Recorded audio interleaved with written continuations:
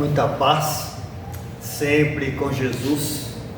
Somos todos bem-vindos e bem-vindas à Casa Espírita, assim como eu agradeço a oportunidade de estarmos aqui com vocês para falar da doutrina espírita e contar os lindos casos do Chico Xavier, que na verdade essa palestra é uma exposição da vida do Chico.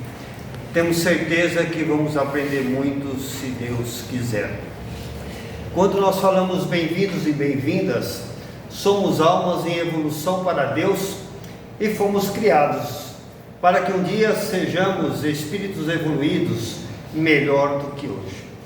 Amanhã seremos espíritos de luz e trabalharemos junto ao Pai como co-criador, onde quer que necessite de um filho para ajudar o pai a ajudar os seus filhos.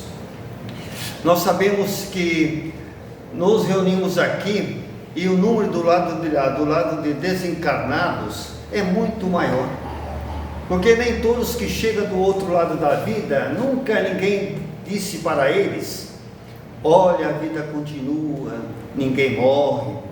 Nós chegamos do outro lado conforme vivenciamos essa existência, não tem milagres. Então o número do lado de lá de desencarnado é muito maior, e eles também são bem-vindos para estudar, aprender, exercitar as coisas da alma, porque cedo ou tarde seremos almas melhoradas. Para isso que Jesus abençoe cada um de nós.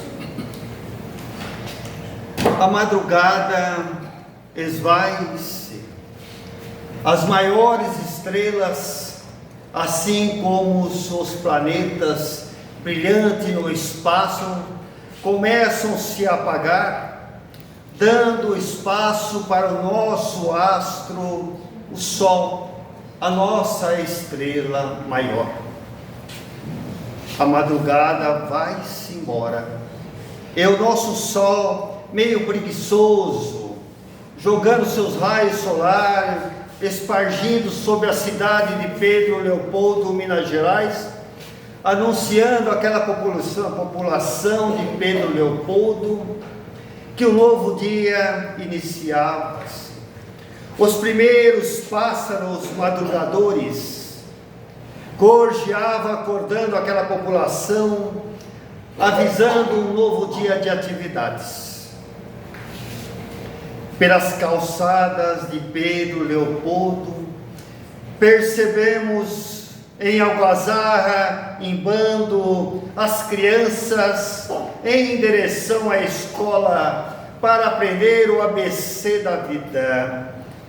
Pelas ruas daquela cidade um tanto rural, a carrocinha puxado por cavalos, entregando os pães quentes e quebradiços, assim como o leite, de porta em porta.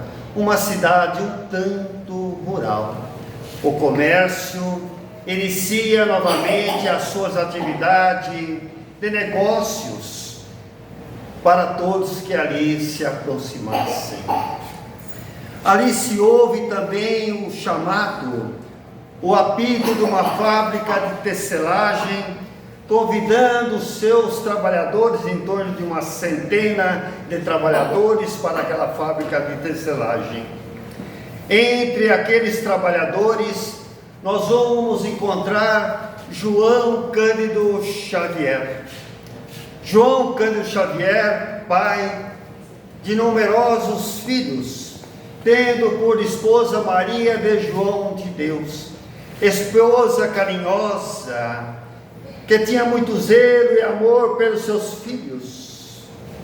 João adentra aquela fábrica junto aos seus companheiros de trabalho, mas assim que ele adentra, o gerente diz para ele: João, o proprietário da fábrica quer conversar com você. Ele ficou assustado, porque quando o patrão quer conversar, algo de bom não haveria de acontecer. João vai trêmulo conversar com o proprietário, sentou-se à cadeira.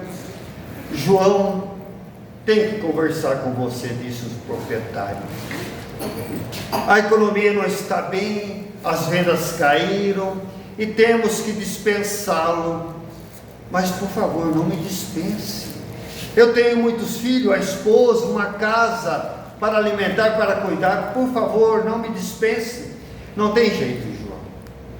Temos que enxugar as despesas. Você passa na tesouraria, na rescisão de contrato, receba os seus proventos, que é de direito. Mas por favor, como que eu vou trabalhar aqui em Pedro Leopoldo? Não tem aonde trabalhar? Tenho filhos, por favor. Mas era um patrão inflexível, não cedia, não teve jeito. Recebeu o que tinha de direito e foi para casa muito cedo. Retornou para o seu lar e Maria assustou, recebendo seu esposo muito cedo. O que aconteceu, João? Ah, Maria, foi despedido. E agora, como nós vamos fazer para manter o nosso lar, os nossos filhos, o alimento, as nossas vestes? Ah, era uma mãe carinhosa e uma fé diferente. Quando Deus fecha uma porta, abre outras janelas. Tudo há de melhorar, João. Pedro Leopoldo era uma cidade pequena, não tinha onde ganhar o pão nosso de cada dia. João resolve vender bilhetes de loteria por aquela cidade. Entre um bilhete e outro, João não comprava, mas comprava o bilhete do Natal, arriscando talvez ganhar alguma coisa no bilhete de Natal. Nunca ganhava nada, mas todo ano João e a sua esposa ganhavam um novo filho. Era assim mesmo. Certo dia, João vendendo bilhete pela cidade, um jovem vem correndo: João, volte para casa. A sua esposa está prestes a dar à luz a um novo filho. Era o dia 2 de abril de 1910. João retorna para casa e aquele dia nasce o 9º filho daquela família e recebe o nome Francisco Cândido Xavier. Uma criança simples, meiga e calma, silenciosa. O 9º filho daquele lar era bem-vindo. Conta-nos Satomásia, uma curandeira ali daquela cidade, que naquela semana foi estranha em Pedro Leopoldo. Nunca se viu pelas várzeas tantos lírios brancos se abrindo. Nunca se viu tantas gaivotas brancas chegando ali naquela cidade. Naquele dia 2 de abril de 1910, os lírios se abriram demais. Foi estonteante, diferente. Aquele perfume. Nunca se viu tantas garças voejando para lá e para cá, já que o dia iniciava. Como a natureza estaria marcando o nascer de uma criatura diferente no meio de nós, para auxiliar a humanidade a evoluir para Deus. Foi um dia diferente, ela nos conta, Satomásia. E é interessante que aquelas garças com perfumes do lírios levavam o perfume para a cidade toda, para todas as casas. É por isso que quem assistia às palestras de Chico Xavier, já que adentrava as palestras, sentia o perfume de lírio e de rosas da irmã Sheila. É a natureza dizendo: seja bem-vindo entre nós, um espírito diferente que veio auxiliar a humanidade a conhecer as coisas da alma, do espírito. Aquela criança cresceu. João continuava vendendo o bilhete e Chico já estava com 5 anos de idade, aquela criança calma e serena. A sua mãe Maria tinha muito zelo pelos seus filhos, mas as suas preces eram um tanto diferenciadas. Em suas preces ela dizia: talvez a morte é como o sol, renasce no dia seguinte. A vida é morrer todo dia um pouco. Se eu não tiver boa sorte, que eu tenha boa morte. Era uma prece diferente da mãe do Chico. Chico, 5 anos, Maria ficou estranhamente enferma, febril, e ela percebeu que não havia cura, provavelmente iria desencarnar.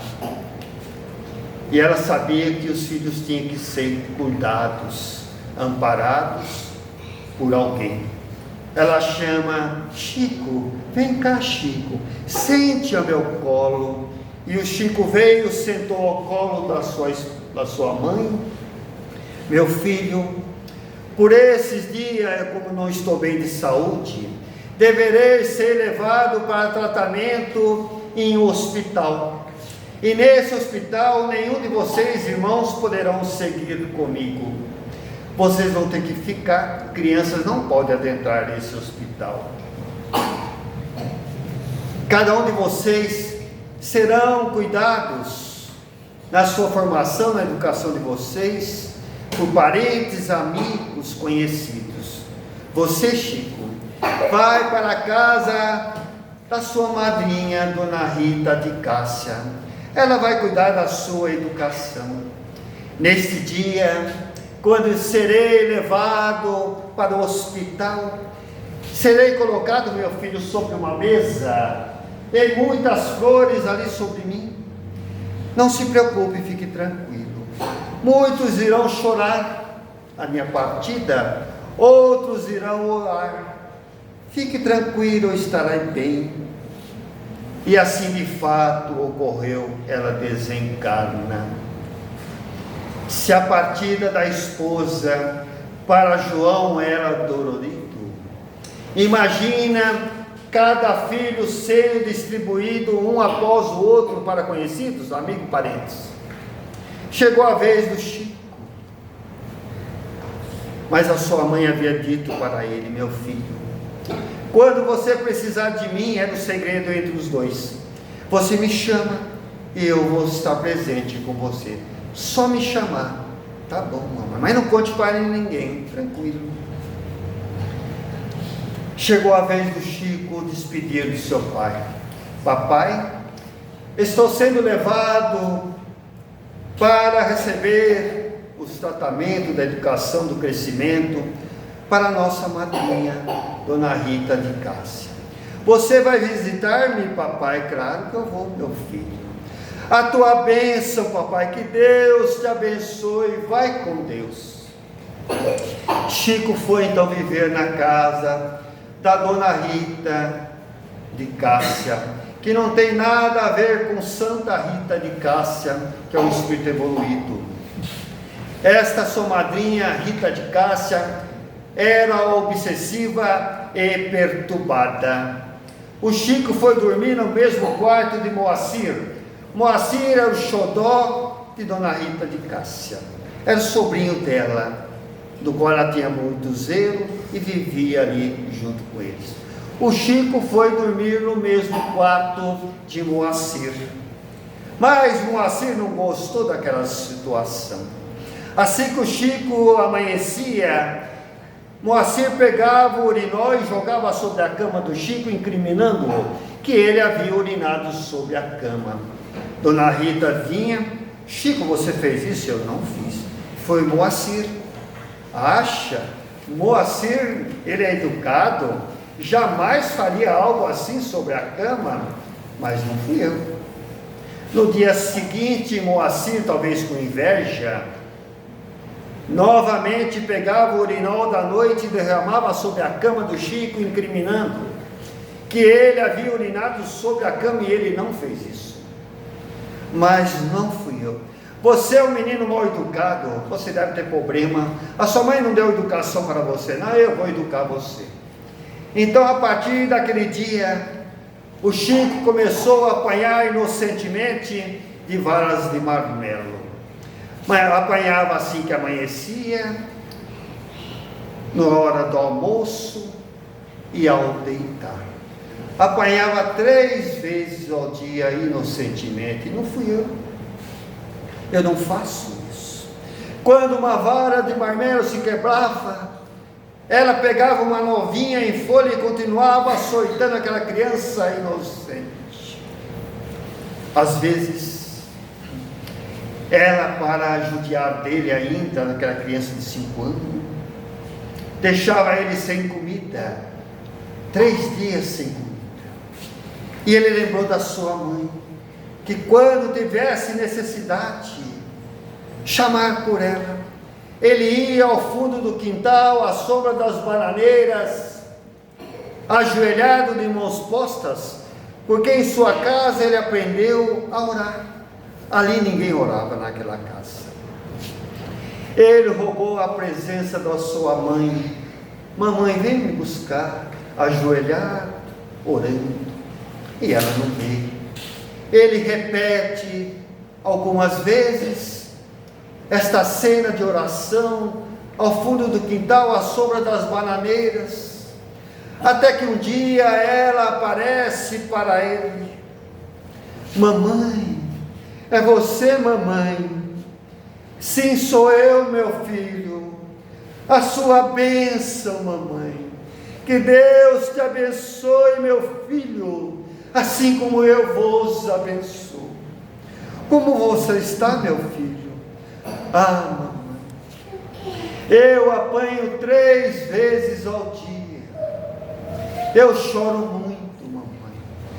Filho, você não deve chorar, porque se você chorar, ela vai ficar mais brava ainda com você. Você tem que se calar. Mas mamãe, eu vou apanhar e tenho que ficar calado? Sim, meu filho. Apanhar e não chorar, não tem outro jeito. Somente assim no futuro você será um grande homem. Ah, mamãe, eu estou com fome. Já faz 3 dias que ela não me alimenta. Vamos orar a Deus, meu filho. Então os dois oram a Deus para que mandasse um alimento naquele instante. Eles oram. Neste momento, um cachorro enorme, com um jatobá em sua bocarra, deposita nas pernas do Chico aquele jatobá. Pronto, meu filho, Deus atendeu o nosso pedido. Você quebra o jatobá, tem a semente de dentro, coloca num copo d'água, mexa, engula, será o seu alimento. Deve ser ruim, né? E esse alimento foi por muito tempo. Às vezes a vizinha do Chico percebia que ele estava com fome.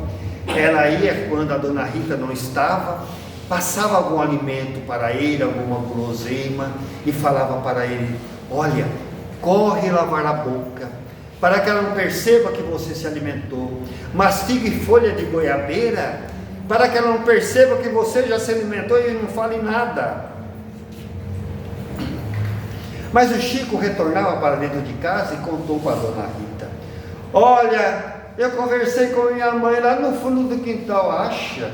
A sua mãe já morreu? Como que você conversou com ela? Não, não morreu não. Eu pedi, ela veio conversar comigo. Nós oramos junto. Ah, dona Rita, eu devo estar batendo demais nesse moleque. Deve ter o demônio no corpo esse moleque.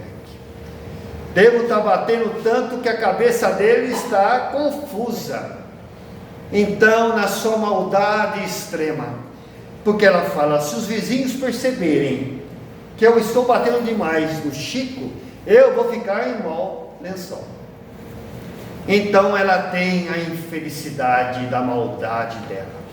Para de bater nele de varas de marmelo e enfia a carne viva, 2 garfos na sua barriga, ficando pendurado. Naquela época as crianças usavam roupão de algodão como se fosse uma camisola, e aquilo sangrava, porque era carne viva, e ele não chorava, mas ela estranhava, enfiando o garfo ali, sangrando, ele não chorava, conforme a mãe dele pediu. E aquilo foi muito tempo a maldade daquela senhora. Ninguém percebia daqueles garfos pendurados, porque o roupão era enorme. O Chico não se interessava por dinheiro algum. Quando ganhava algum trocado, ele era obediente. Ele ia até uma ponte ali do rio, jogava o dinheiro dentro do rio e pedia a Deus para que mandasse a sua mãe para buscá-lo. Estava sofrendo muito. Certo dia, Moacir, o xodó da dona Rita, ele teve uma ferida no joelho e não se curava. Aquela ferida, por mais que se tratava, os melhores médicos e os melhores medicamentos, aquela ferida não se curava. Levou para uma benzedeira, e a benzedeira disse o seguinte: é preciso fazer uma simpatia para curar essa ferida de Moacir, daquela outra criança. Durante 3 sexta-feiras, você faz que um cachorro lamba, venha lamber esta ferida, e vai se curar. Mas ali na casa da dona Rita não tinha nenhum cachorro. Não pode ser uma criança? Pode. E ela olha para o Chico. O Chico pode lamber? Pode. Mamãe, mamãe. O Chico vai correndo para o fundo do quintal. Mamãe, eu terei que lamber a ferida de Moacir. Vai, meu filho, cumpra com o seu dever. Vai, mamãe, fique tranquilo, na hora eu ali estarei. Na primeira sexta-feira, Moacir colocou a perna no banco, e o Chico vê que a sua mãe se aproxima daquela ferida e começa a jogar pós multicoloridos magnéticos, como se fosse uma energia que curava. E ela fala para Chico: pronto, meu filho, você pode cumprir com o seu dever. E o Chico lambe a ferida. Na segunda sexta-feira, novamente Moacir com a perna no banco, a mãe se aproxima, o medicamento do invisível multicolorido, energias curativas que nós conhecemos. Pronto, meu filho, pode cumprir com o seu dever. E o Chico lambeu, sem lamentar. Na terceira e última sexta-feira, a perna de Moacir havia se curado. Mamãe, a perna de Moacir se curou. Eu terei que lamber as feridas de todas as crianças, minha mãe. Não, meu filho, fica tranquilo, vai que a moda pega, né? Fique tranquilo, né? Fique sereno. Mas, mamãe, eu tenho sofrido tanto. Fique calmo, meu filho. Logo, logo vai aparecer um anjo na vida de vocês, e vocês vão se reunir tudo novamente. Passa-se um tempo. João, que continuava a vender bilhete de loteria pela cidade de Pedro Leopoldo, não encontrava paz, porque tinha saudade da esposa e dos filhos. Ele vem a conhecer Cidália. Cidália era uma jovem simples, calma, coração bom, bondoso, aquela jovem bonita. João pede ela para consorciar-se com ele num segundo casamento. Ela não aceita de imediato, nem a família aceita. Então João resolve fazer uma seresta, porque naquela época é diferente de hoje. Hoje o pessoal fica não sei até quando, mas naquela época, quando você queria conquistar o seu amado, a sua amada, você fazia seresta na janela às 5 da madrugada. Você ia com o violão e cantava músicas apaixonadas para conquistar a amada. O Chico foi emprestado, o Chico cantava e o pai tocava violão. Às 5 da manhã, na janela de Cidália, eles cantavam aquela seresta, a serenata, antigamente se fazia, hoje o pessoal não faz mais, é pena. Até que ela então se apaixona por ele e aceita casar. Mas João, para casar com você eu tenho uma exigência. Qual? Desde que os seus 9 filhos venham morar com nós, conforme a mãe do Chico desencarnado havia dito, um anjo vai aparecer na vida de vocês. Então aparece Cidália, de coração bom, amoroso. Era um anjo que estava precisando. Cidália então recebe todos os filhos de João e verificou as feridas do Chico infeccionada debaixo das suas roupagens. Ela medica, cura e ele se cura também. Naquele lar, cada um recebeu uma obrigação, e para o Chico não seria nada fácil. Ele ficou responsável de higienizar toda manhã o urinol de todos eles. Naquele lar era pobre e humilde. O alimento era chuchu e arroz, mandioca e ovos, carne nem pensar. E assim eles foram se educando com aquela mãe que era um verdadeiro anjo. O Chico, já com 7 anos de idade, havia necessidade de ir para a escola. Mas como matricular? Não tinha dinheiro aquela casa. Como comprar um material escolar? Não tinha condições. A mãe do Chico, desencarnada, fala para eles: olha, Chico, você e Cidália, vocês fazem no fundo do quintal uma horta. Com essa horta você vende, e além de sustentar a família, o dinheiro nas vendas da horta você compra o material escolar. E aí então eles fazem a horta. Graças à horta, e o Chico saía a vender, ele conseguiu se matricular na escola. Ele comprou o seu primeiro lápis e seu primeiro caderno, a sua primeira borracha e a sua primeira régua. Foi matriculado. Para se manter na escola havia necessidade de continuar com a horta num restaurante. Mas certo dia perceberam os dois que alguém, assim que eles saíram para trabalhar, alguém estava surrupiando, roubando as verduras da horta, numa velocidade que, se continuasse, ele não poderia continuar na escola. Então eles ficam à espreita observando quem é que estava roubando. E era uma vizinha. Assim que eles fechavam a casa, a vizinha adentrava e roubava parte das verduras. Denunciá-la não havia condições, porque ela era carente também. O que ela estava fazendo não estava certo. A mãe do Chico, desencarnada novamente, fala: vocês fazem o seguinte, quando vocês fechem a casa, deixa a chave sobre a responsabilidade dela, da vizinha. Como responsável, se sumir a verdura, ela será incriminada, ou seja, será descoberta. Dito e feito, colocou a chave e o roubo não mais aconteceu. Virou ao contrário, aí eles davam verduras da horta para a vizinha. Se fôssemos nós, chamaríamos a polícia, faríamos um BO. É diferente. O Chico foi para a escola aprender o ABC da vida. Já na escola, a professora passou uma dissertação. Cada um deveria fazer uma redação sobre o centenário da independência. E assim o Chico pega a folha, o lápis, e quando vai começar a escrever sobre o centenário da independência, ele vê que o senhor aparece aqui do lado dele.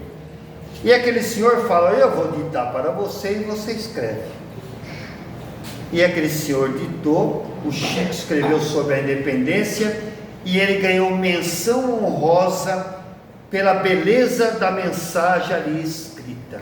Mas o Chico comentou dentro da sala de aula para a professora e para os alunos que foi um senhor que foi passando para ele, não foi escrito dele.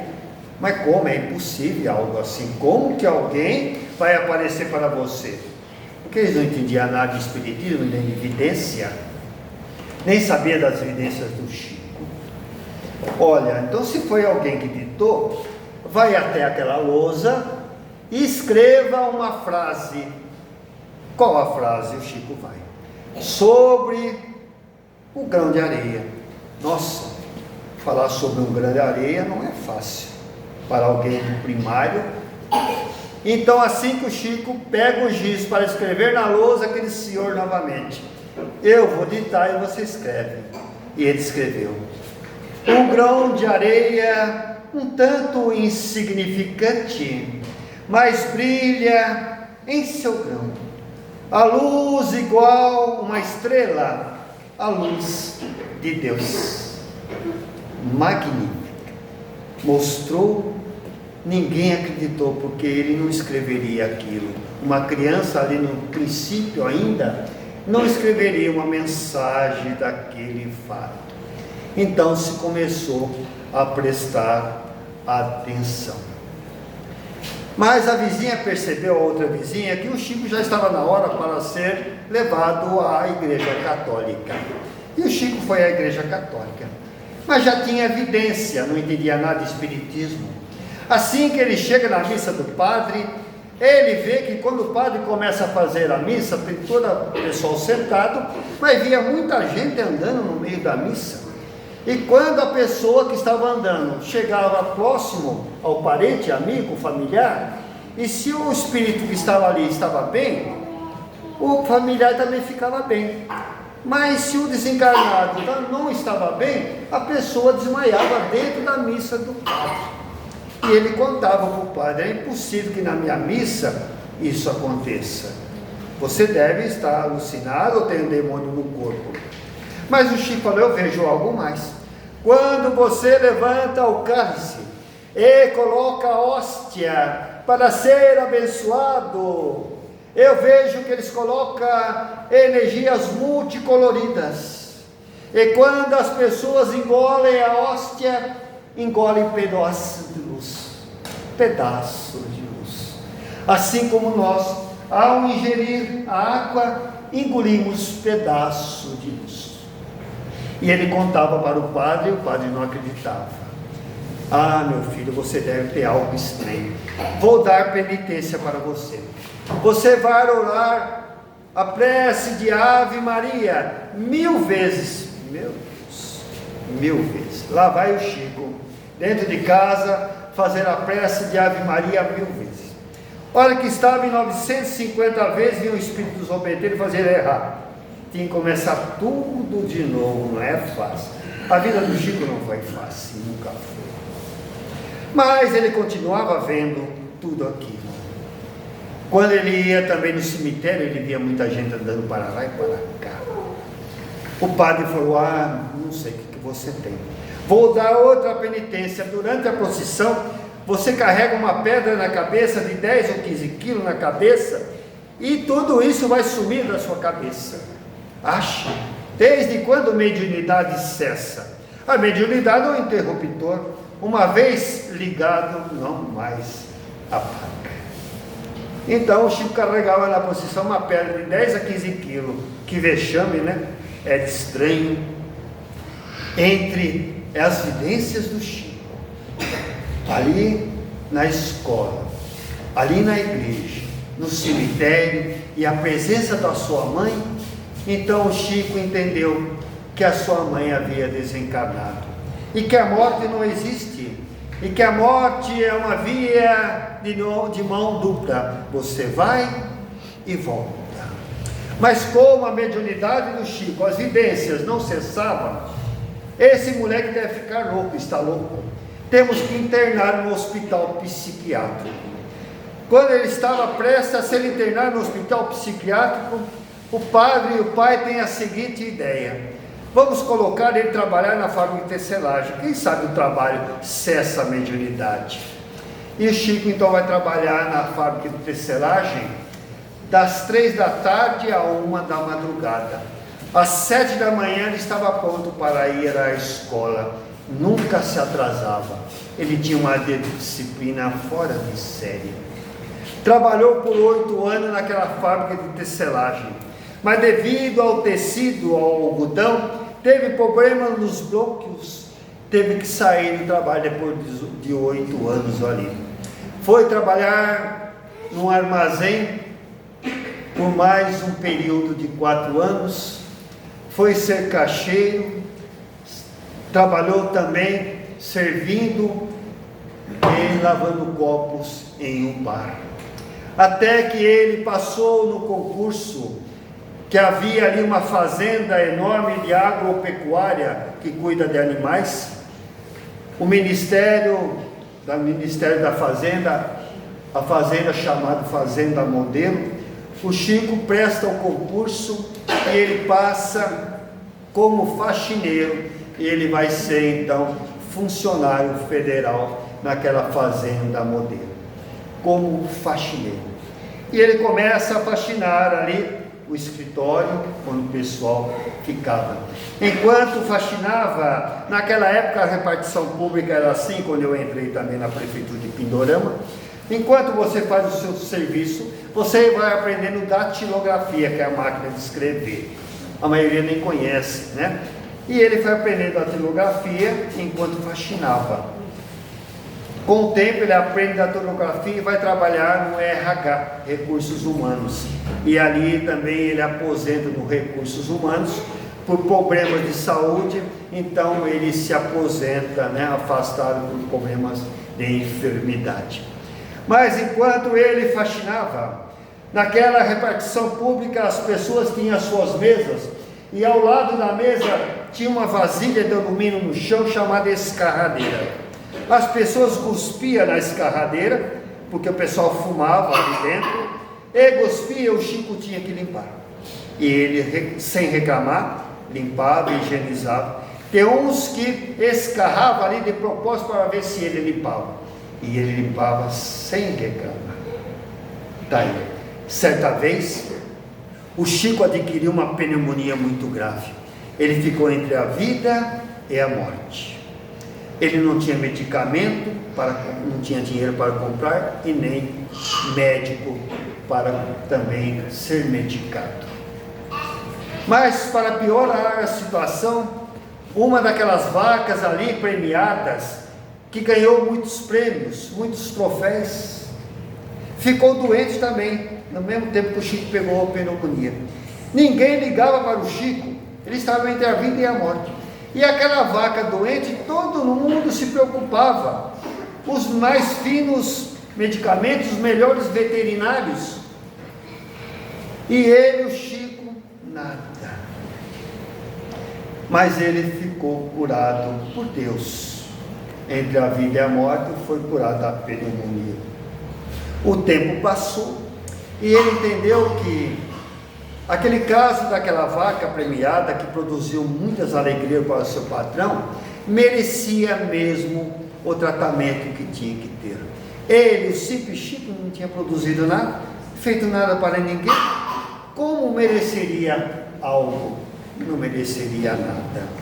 Então ele entendeu a lição de que na vida você faz para receber, é a contrapartida com Deus. Não adianta você pedir para Deus se você não tem a contrapartida. O que você tem oferecido? A lição foi aprendida.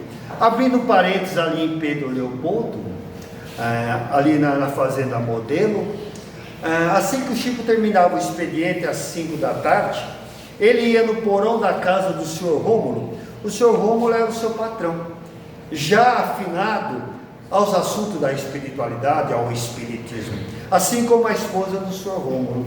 O Chico descia ao porão da casa do senhor Rômulo e ali ele começou a psicografar o livro Paulo e Estevão, durante 9 meses no porão da casa do senhor Rômulo. E é interessante que o senhor Rômulo aguardava o Chico terminar a psicografia ali sozinho, 11 horas da noite, e eles passavam limpo, datilografavam, e o senhor Rômulo, que cuidava do Chico ali, o seu empresário, né? Olhando as escritas do Chico, né? Acompanhava a mensagem de Paulo Estevam como se fosse uma novela.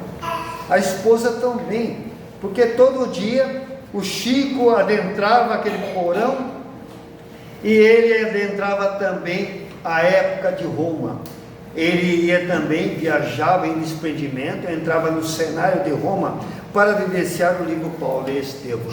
E ali ele via as colonatas de Roma, as calçadas das ruas de Roma, os transeuntes de Roma também. Era o cenário, ele viu o cenário feliz e triste também. Acontece que no primeiro dia que o Chico adentrou o porão para começar a psicografar Paulo Estevam a sós, assim que ele abre a porta, um enorme sapo ali. Ele estranhou, um enorme sapo, e assim que o Chico terminava a psicografia, o sapo também ia embora no meio do matagal. No dia seguinte, olha o sapo ali de novo, acompanhar o Chico. O Chico achou estranho aquele sapo ali, e ele conversou com o Emmanuel. Mas, o que esse sapo faz aqui? É um ser também em evolução para Deus, do qual você tem que ter enorme respeito por ele. Ele está aprendendo assim como você. E o sapo acompanhou os 9 meses do Chico. Paulo Estevam foi psicografado naquele porão, ele e o sapo somente. Quando ele terminou, o Chico chorava muito, porque sentia saudade dos que viviam no livro Paulo Estevam. Daquelas pessoas de Paulo Estevam sentia a história, a saudade. Não tinha com quem chorar. Olha o sapo ali ao lado daquele monte de areia grossa. O Chico ajoelha junto ao sapo, olho no olho. Meu irmão, não sei qual o motivo, mas Deus te abençoe. Nós aprendemos muitas coisas. E o Chico olhou, pegadas luminescentes no chão daquele prédio, daquele lugar ali, em despedida ao livro Paulo Estevam. Que interessante, porque o Paulo Estevam marcou a existência do Espiritismo e a vida do Chico. Nesta altura, o Chico já havia adquirido a oração, a prece, solitário, ia até o açude ali da fazenda, sozinhos orava. Certo dia, orando ali, muitas águas, muito gorjear dos pássaros, arvoredo, ele vê ao longe um rapaz que caminha em seu sentido, com túnica igual jesuítas, marrom, um crucifixo enorme no peito, jorrando luz, caminha até o Chico sentado em oração. Ele não tinha medo daquele jovem de luz, com aquela túnica como jesuíta, se aproximou do Chico e se apresentou. Venho me apresentar para você, Chico Xavier. Eu sou Emmanuel. E nós temos um trabalho para fazer junto. Você aceita? Aceito, claro. Mas para trabalhar comigo é um tanto difícil, não tem problema. Já estou acostumado com a dificuldade da minha vida. Tudo é difícil, nada é fácil. Você vai psicografar, escrever 30 livros, acha? Como que eu vou escrever 30 livros? Só tenho primário, não sou escritor. Fique tranquilo, a gente vai editar e você escreve os livros. Bom, se for assim, está tudo certo. Mas para trabalhar comigo, Chico, disse Emmanuel, eu tenho 3 exigências. Tá bom. Qual é a primeira? Disciplina. E a segunda? Disciplina. E a terceira? Disciplina. Aí vem a luz, o primeiro livro de Chico Xavier, chamado Parnaso de Além Túmulo, onde aqui consta 56 poetas luso-brasileiro, luso-português, da nossa literatura portuguesa. 56 como Castro Alves, Olavo Bilac, Alto de Souza, Antero de Quintal. São poetas conhecidos. E quando esse livro veio à tona, poesias, poemas, versos,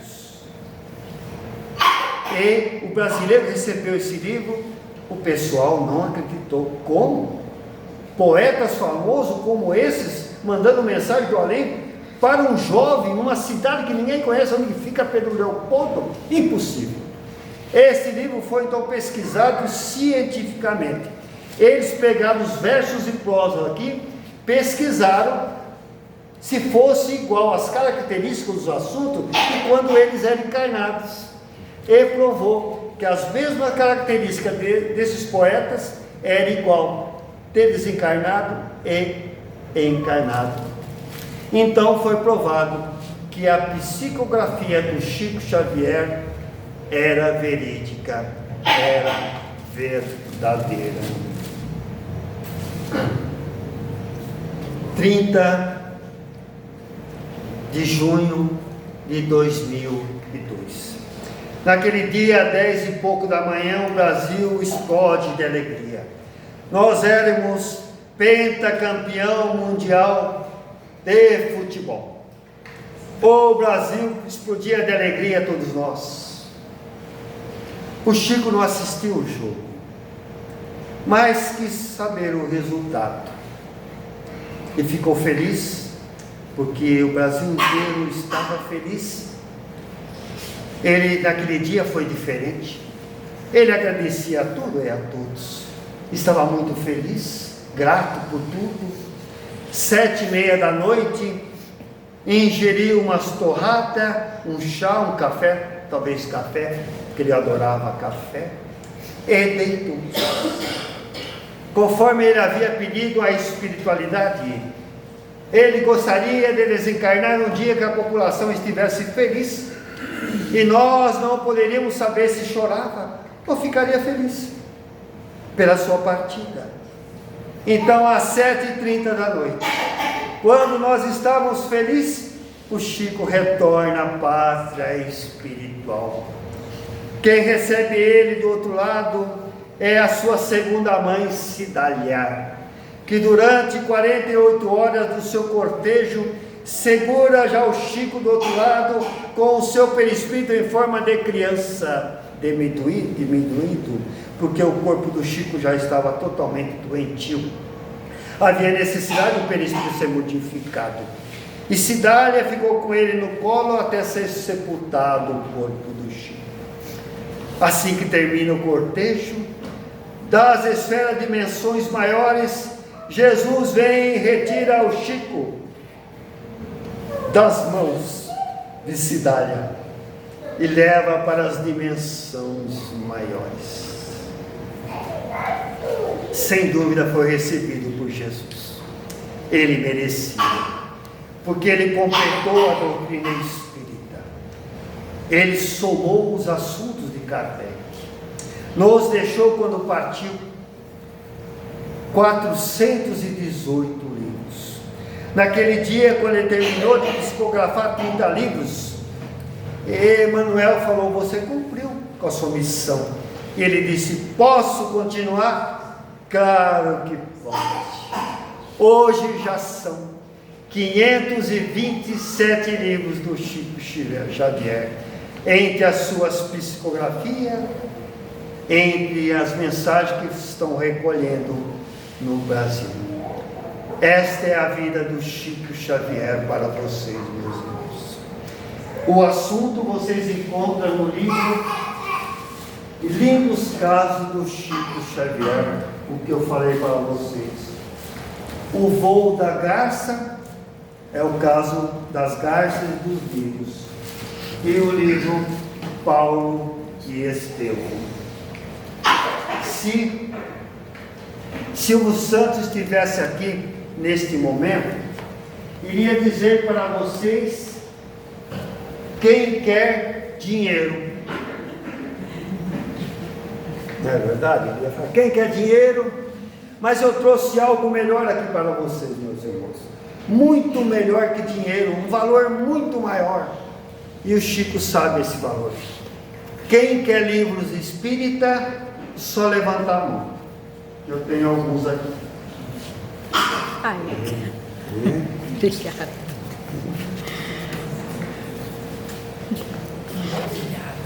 Tem mais? Tem mais? Um aqui.